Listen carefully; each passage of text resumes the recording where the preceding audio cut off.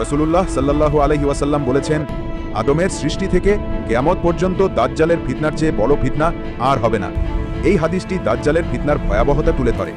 দাজ্জাল কে, তার আগমন কেমন হবে এবং কিভাবে আমরা এই ফিতনার থেকে নিজেদের রক্ষা করতে পারি সে সম্পর্কে আজ আমরা বিস্তারিত আলোচনা করব।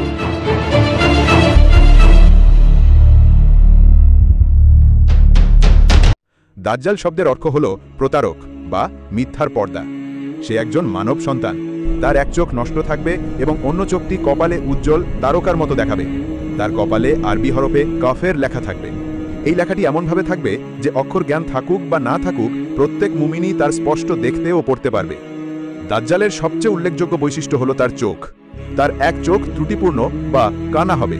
কিছু হাদিসে ডান চোখ এবং কিছু হাদিসে বাম চোখ কানা হওয়ার কথা উল্লেখ আছে। এই চোখটি ফোলা আঙুরের মতো দেখতে হবে, যা স্বাভাবিক চোখের চেয়ে ভিন্ন। সে হবে একজন বলিষ্ঠ ও শক্তিশালী যুবক। তার গায়ের রং লালচে এবং চুল হবে ঘন ও কোকড়ানো।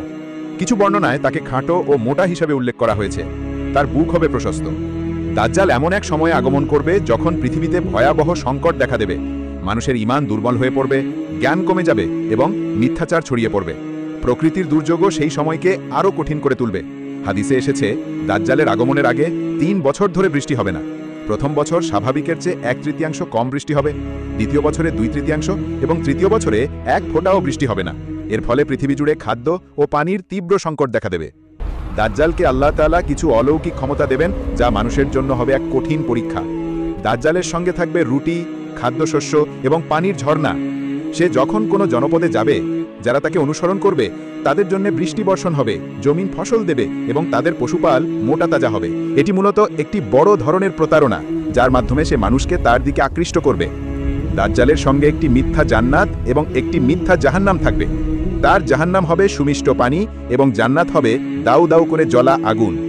হাদিসে বলা হয়েছে, ভিডিওটি অর্ধেক দেখে ফেলেছেন, তাহলে আপনি অবশ্যই আমাদের কাজ পছন্দ করেছেন। অনুগ্রহ করে নিচে দেওয়া লাইক বাটনটি ক্লিক করুন ও সাবস্ক্রাইব করুন। আপনাদের ছোট্ট প্রচেষ্টা আমাদেরকে উৎসাহিত করে। যে ব্যক্তি তার আগুনে প্রবেশ করবে সে আসলে জান্নাতে প্রবেশ করবে, আর যে তার জান্নাতে প্রবেশ করবে সে আসলে জাহান্নামে যাবে। দাজ্জাল একজন মৃত ব্যক্তিকে জীবিত করার ক্ষমতা দেখাবে, যা আসলে শয়তানের একটা বড় খেলা। সে এক ব্যক্তিকে হত্যা করে আবার তাকে জীবিত করবে এবং জিজ্ঞেস করবে, এখনো কি আমাকে তোমার রব বলে স্বীকার করবে না? এই অলৌকিক ঘটনা দেখে অনেকেই তাকে বিশ্বাস করতে বাধ্য হবে এবং তাকে রব বলে মেনে নেবে। এটি আসলে আল্লাহর কুদরতের সবচেয়ে বড় পরীক্ষা। হাদিস অনুযায়ী মক্কা ও মদিনায় ফেরেশতারা পাহারা দেবেন।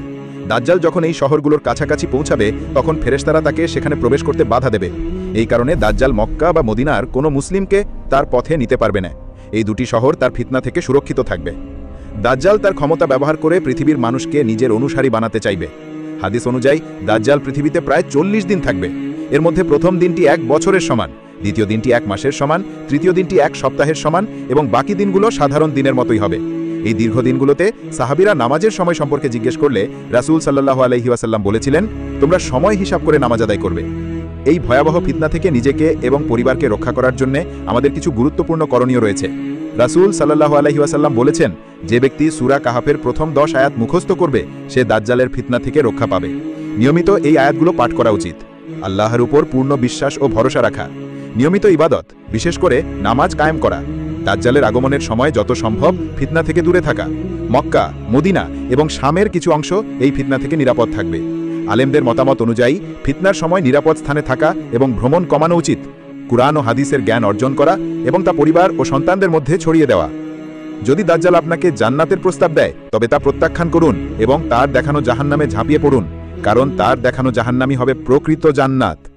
এটি কল্পকাহিনী নয়, বরং কিয়ামত পর্যন্ত ঘটে যাওয়া নিশ্চিত ঘটনা। তাই আমাদের এখন থেকেই মানসিকভাবে প্রস্তুত থাকা উচিত। নিজেদের ঈমানকে দৃঢ় করুন এবং নিজের পরিবারকে দাজ্জালের ফিতনা সম্পর্কে সতর্ক করুন।